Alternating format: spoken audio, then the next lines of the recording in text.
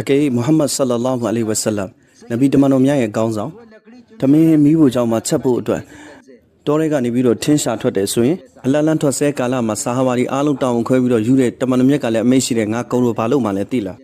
Nga kuro ha tore ma tit di thin ni twa biro sha me minu la biro pe me nga kuro tinsha de lo lo me. Kuro kurai tinsha thote biro yu la de. Da jaw liza de mi sui paung nu khamya Allah Rabbul Izzat ye lan thote akha.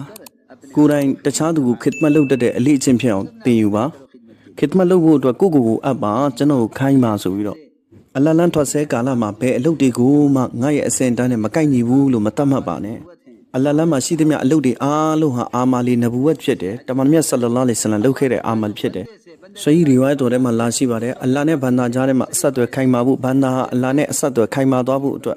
Be chain ti tai aung ari banda ha Allah ne asat twe khai ma twa ma le so do. Ari banda ha tachadu ri shi ya ni khidmat ma yu bu. Da jaw mai sui apaung nu khamya chanoru ha Allah lan thwat pi de naw pai ma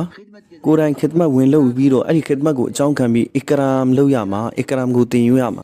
ကိုယ့်ရဲ့လုပ်ငန်းဆောင်တာတွေကိုကိုယ်တိုင်လုပ်လိုက်ပါတခြားသူကလည်းအလတ်လန်းထွက်ရင်းနဲ့ဖေးမှကူညီပါအလတ်လန်းမှာအင်အားချိနေတဲ့မိတ်ဆွေတွေပါလာရင်သူတို့ရဲ့ပစ္စည်းတွေဝိုင်းကူတည်ပေးပါကိုယ့်ရဲ့ခစ်မတ်ကိုလုပ်ပါသူများကိုလည်းကူညီပေးပါဂျမတ်ထွက်ရင်းနဲ့တတိပုဂ္ဂလမဆန်ပါနဲ့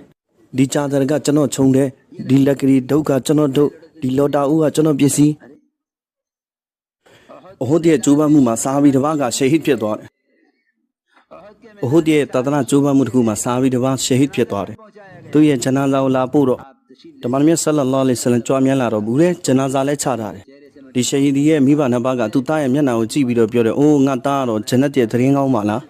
Tamanno ka adi shahid ye mi ba na ba ko pyo de ba phlo jannat ya me lo tat mat lai da le Allah lan ma shahid phit khe da ro man ne tu ka Allah lan thwat ni se ka la ma di lok di lok khe me di saga ri ko khamya ro sin sa ji ba blo lok bi ro tu jannat ti so bi ro khamya ro ka tat mat da le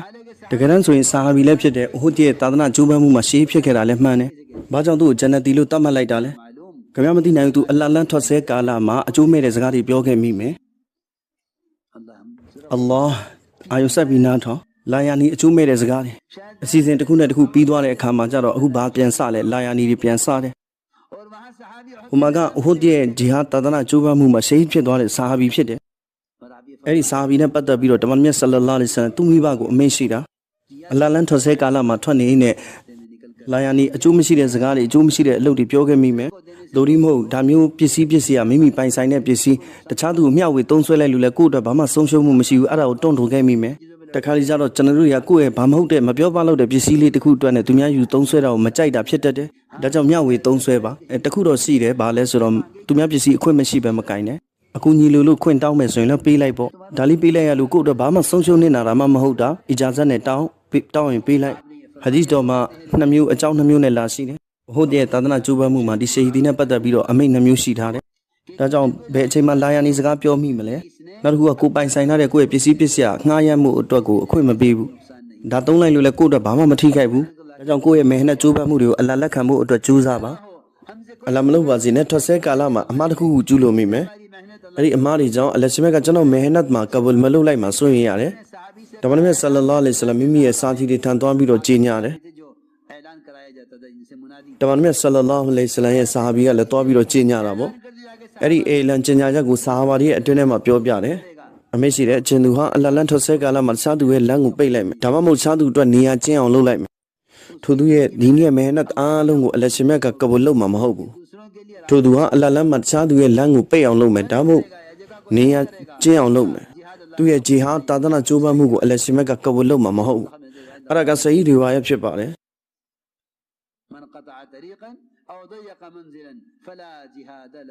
သူရဲ့ဂျီဟတ်ကိုအလ္လာဟ်ရှင်ကလက်ခံမှာမဟုတ်ဘူး။ဒါကြောင့်အဓိကသတိထားမယ့်အချက်ကမိမိကြောင့်တခြားသူဒုက္ခမရောက်ဘူးအလ္လာဟ်လမ်းမှာအထူးပဲဂရုစိုက်ဆင်ခြင်ရမယ်။အလ္လာဟ်လမ်းသွားတဲ့အုပ်စုတွေကတော်တော်ပဲများတယ်။ဒါကြောင့်အလ္လာဟ်လမ်းသွားတဲ့အခါပြန်တဲ့အခါသတိထားရမယ်။သွားရင်လာရင်နဲ့ခီးစင်မှာသူတစ်ပါးရဲ့ဆိုင်သူတစ်ပါးရဲ့ပစ္စည်းဒါမှမဟုတ်ပိုက်တဲ့လမ်းလျှောက်တဲ့အခါသူတစ်ပါးရဲ့လေတွေရာတွေဒါမှမဟုတ်ကားတွေပါတွေနဲ့အစည်းနဲ့သွားတဲ့အခါကျတော့တယောက်နဲ့တယောက်အပြိုင်ဆိုင်ကြော်တက်ပြီးတော့တခြားလူကိုထိတ်လန့်စေမယ်ဒီလိုမဖြစ်စေအောင်ဒီအချက်ကိုသတိထားဆင်ခြင်ရမယ်ကိုကြောင့်သူတစ်ပါးဟာသွားပြီးထိခိုက်တာမျိုးသွားပြီးထိတ်လန့်တာမျိုးမဖြစ်အောင်ကျွန်တော်တို့သတိထားရမယ်ဒါကတော်တော်စိုးရင်ရမယ့်စကားဖြစ်ပါတယ်အလ္လာဟ်လန်းထွက်ဆဲကာလမှာဒီကိစ္စတွေကိုအထူးသတိထားဆင်ခြင်ဖို့အတွက်လိုအပ်ပါတယ်ဒါကြောင့်အလုတ်တိုင်းအားလုံးကိုအလ္လာဟ်ကျင့်တတ်ဖို့အတွက်လုပ်ရမယ်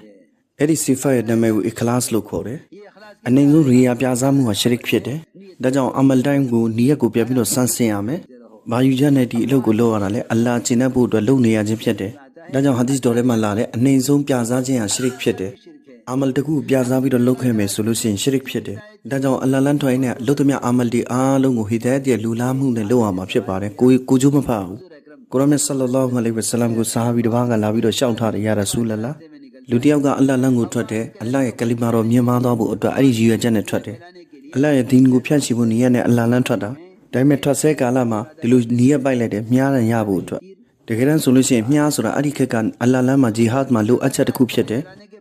မြားပြစ်ခြင်းမှာလည်းတော်တော်ကြီးမားတဲ့ဖဇာအီလ်တွေရှိပါတယ်အဲ့ဒီအတွက်ကေယာမတ်မှာလည်းနိုးဖြစ်မယ်ပြစ်ခဲ့တဲ့မြားပြစ်မှတ်ရောက်သည်ဖြစ်စီမရောက်သည်ဖြစ်စီမြားနဲ့ပတ်သက်ပြီးတော့ဖဇီလက်တွေအများကြီးရှိတယ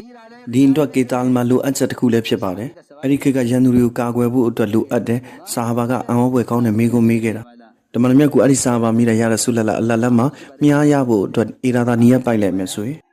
ကိုရမတ်ဆလ္လာလာဟူအလိုင်ဝါဆလမ်အမေရှိတဲ့အဲ့ဒီမြားကလွဲလို့နောက်ထပ်ဘာမှဒုနီယာအာခိရတ်မှာရဖို့မရှိဘူးအဲ့ဒါကဆွေဟဒီသ်တော်ပါနည်းနည်းပါးပါးစဉ်းစားကြည့်ကြပါဦးကျွန်တော်တို့သဘောပေါက်နားလည်လွယ်ဖို့အတွက်အခုဘသူအလ္လာဟ်လမ်းကိုဒီနီယတ်နဲ့ထွက်မလဲအမှုခင်းတွေမှာအောင်မြင်ဖို့ဘသူထွက်အောင်မလဲအကျွေးကြေဖို့နီယတ်ပိုက်ပြီးတော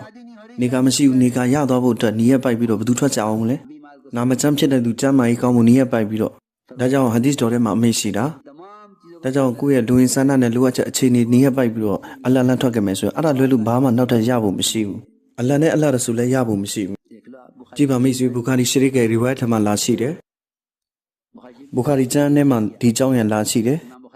အီမာမ်ဘူခါရီရာဟ်မတ်တူလာအလိုင်ဒီယာကိုအခြေခံပြီးတော့အမိန့်ရှိထားတယ်အသင်တို့ရဲ့ဒီအမလ်ကိုအလ္လာဟ်ရှင်မြတ်ကလက်ခံမှာဘသူဟာအမလ်ကိုအလ္လာဟ်ဂျင်းနဲ့ဘူးနီးရပိုက်ပြီးတော့တည်တံ့လုပ်ခဲ့မလဲအဲ့ဒါကိုပဲလက်ခံမှာအလ္လာဟ်ရှင်မြတ်ကဒီအလုပ်ရဲ့ဘရကတ်ကိုအကြောင်းခံပြီးကိုယ့်ရဲ့လိုအပ်ချက်တွေကိုဖြည့်ဆည်းပေးမယ်ဆိုရင်ဒါအလ္လာဟ်ရဲ့ဖဇ်ပါဒါပေမဲ့ကျွန်တော်နီးရပိုက်ပြီးလုပ်ရမှာအဲ့ဒီအတွက်မဟုတ်ဘူးအလ္လာဟ်ရှင်မြတ်ကနမတ်အားဖြင့်ကျွန်တော်ရဲ့လုပ်ငန်းဆောင်တာတွေကိုအောင်မြင်မှုပေးမှာဒါတော့ယကင်ထားရမယ်ဒါပေမဲ့ကျွန်တော်ရဲ့နီးရကအဲ့ဒီအရာရဖို့အတွက်မဟုတ်ဘူးအလ္လာဟ်ဂျင်းနဲ့ဖို့အတွက်နီးရပိုက်ရမှာဒါကြောင့်မှတ်ထားပါဆလာတုလ်ဟာဂျတ်ဆိုတာဟာဂျတ်ရဲ့နမတ်မဟုတ်ဘူးလိုအပ်ချက်ရှိလို့ထဖတ်ရတဲ့အလုံးမဟုတ်ဘူးလူတွေကထင်မှတ်နေတဲ့ဆလာတုလ်ဟာဂျတ်နမတ်ဆိုတာလိုအပ်ချက်ဖြစ်ရင်ဖတ်ရတဲ့အရာဒီလိုမဟုတ်သေးဘူးနမတ်ဆိုတာကိုယ်လိုဘပြည့်ဖို့ဖတ်ရတဲ့အရာမျိုးမဟုတ်သေးဘူးကျွန်တော်စကားကိုတော်တော်လေးအာရုံစိုက်ပြီးနားထောင်ဖို့အတွက်လိုအပ်ပါတယ်ဒါမှကျွန်တော်ဘာပြောချင်နေလဲဆိုတာခင်ဗျားတို့နားလည်မယ်လူတွေကပြောကြတယ်ဟာဂျတ်ရဲ့နမတ်ဟာဂျတ်ရဲ့နမတ်အားဒီတကယ်တော့ကိုယ်လိုဘပြည့်ဖို့ဘာနမတ်မှမရှိပါဘူးသူများဘာပြောချင်လဲဆိုတော့ဂျွမ်လာကိုစွန့်အောင်နားထောင်ရမယ်နမတ်ကဟာဂျတ်အတွက်ရည်ရွယ်တာမဟုတ်ဘူးဟာဂျတ်ဆိုတာကမခလုဖြစ်တယ်နမတ်ဆိုတာခါလစ်အတွက်ဖြစ်တယ်ကိုလူချင်နေတဲ့အရာအလှရဲ့အဖန်ဆင်းငံမှာနမတ်ဆိုတာအလှအတွက်ဖတ်ရတာဖန်ဆင်းရှင်အတွက်သို့တော်မကနမတ်ဖတ်ခြင်းဆိုတာအလှနဲ့နီးစပ်သွားဖို့အတွက်ဖြစ်တယ်အလှနဲ့နီးစပ်အောင်လုပ်လိုက်ပါနမတ်အားဖြင့်အလှနဲ့နီးကပ်သွားရင်ကိုယ့်ရဲ့လိုအပ်ချက်ကိုအလှကိုပြောပြဆလာတုလ်ဟာဂျတ်ရဲ့အလူသဘောကဒီအရာဖြစ်တယ်ကျင်နမတ်ကိုအကြောင်းခံပြီးအလှနဲ့နီးစပ်ခွင့်ရသွားတယ်အလှနဲ့နီးစပ်သွားတဲ့အခြေအနေမှာအလှရှိမှကိုယ့်ရဲ့လိုအပ်ချက်ကိုတင်ပြတယ်ဒီအလူသဘောဒီလိုဖတ်မှမဟုတ်နမတ်တစ်ခုလုံးကိုလိုအပ်ချက်တွေစဉ်းစားပြီးတော့ဖတ်တယ်ကျွန်တော်နမတ်ထဲမှာကိုယ့်ရဲ့လိုအပ်ချက်တွေပဲစဉ်းစားနေတယ်လောရှင်မြတ်အတွေးတော်မရှိဘူးတကယ်တော့နမတ်ဖတ်တာအလှအတွက်ပါလောရှင်မြတ်ကကျေနပ်ပြီးတော့ကိုယ့်ရဲ့တောင်းသမျှအရာတွေကိုအလှကျေနပ်လို့ချီးမြှင့်ပေးလိုက်မယ်နမတ်ကျတော့အလှနဲ့ယဉ်ဤပတ်သက်သွားဖို့အတွက်ဖြစ်တယ်ဟာဂျတ်အတွက်ရည်ရွယ်မှာမဟုတ်ဘူးဟာဂျတ်ကိုတော့အလှရှိရတောင်းအောင်မှာဒါပေမဲ့အခုတော့ကျွန်တော်တို့အခြေအနေကဒီလိုဖြစ်သွားတယ်တရှကီလုပ်တဲ့လူတွေကလည်းဒီအကြောင်းပြောတယ်ဒီဘက်ကိုအာယုံဆိုင်တရှကီသမားတွေကဒီလိုပြောကြတယ်ဗိုက်ကြည့်ပါဗိုက်ခင်ဗျားတို့အလှလန်းထွက်လိုက်ရင်ခင်ဗျားတို့အမှုခင်းတွေအားလုံးပြေလည်သွားမယ်တဲ့ခင်ဗျားတို့အလှလန်းထွက်လိုက်ခင်ဗျားကျမ်းမာရေးပြန်ရသွားမယ်ကျွန်တော်ဘယ်လိုရှင်းပြရမလဲဟာဇီမောင်လာယူဆုဆရာမတ်တူလာလေးရဲ့စကားရှိတယ်ဒီတောင်းပကျကျိုးပန်းမှုမှာကိုလိုအပ်ချက်တွေပြေလည်သွားဖို့အတွက်ထွက်ချင်းကဲသူကလိုအပ်ချက်ပြေလည်သွားတဲ့အခါဒီလိုထပ်ပြီးပြောမှာမင်းတို့မှာလိုအပ်ချက်တွေမရှိဘူးလားအလှလန်းထွက်ကြရှင်းကဲကိုရဲ့အရေးကိစ္စပြေလည်သွားတဲ့အခါအဲ့စကားပြောမှာအကေမပြေလည်ခဲ့ဘူးဆိုရင်သူကဒီစကားပြောမှာဘာပြောမှာလဲငါထွက်ပြီးသွားပြီတက်ဘလစ်မှာအချိန်ပေးပြီးဘာမှမရဘူးဒီလိုလူတွေလည်းရှိပါတယ်အလလန်းမှာသွားပြီးသွားပြီကွာငါလိုအပ်ချက်ဘာမှလည်းမပြည့်ဘူးကိုယ့်ရဲ့အတွေ့အထင်တိုင်းရှောက်ပြီးတော့ပြောတော့မှာဒီကမောအူအလာပြုတ်ထားတဲ့ဂရိဖြစ်တယ်နောက်တစ်ခုကမက်ဆုကျွန်တော်တို့ရဲ့ရီမန်းချက်ပန်းနိုင်ဖြစ်တယ်ကျွန်တော်တို့ရဲ့မက်ဆက်ကဟီဒါယတ်ပါလက်ရှိမြတ်ကဒုနီယာမှာကျွန်တော်တို့လိုအပ်ချက်ချီးမြှင့်ပေးလိုက်ရင်အလ္လာဟ်ရဲ့ဖဇ်ပါဒါကိုရည်ရွယ်ပြီးတော့ထွက်နေရမှာမဟုတ်ဘူးဒီစားတဲ့မိတ်ဆွေပေါင်းတို့ဟဲ့ကျွန်တော်ဘယ်လိုပြောရမလဲဂျန်နတ်ကအမြဲထာဝရအတွက်အလ္လာဟ်ဖန်ဆင်းထားတာ ဂျနတ်ဆိုတာအမြဲထာဝရအတွက်အလ္လာဟ်ဖန်ဆင်း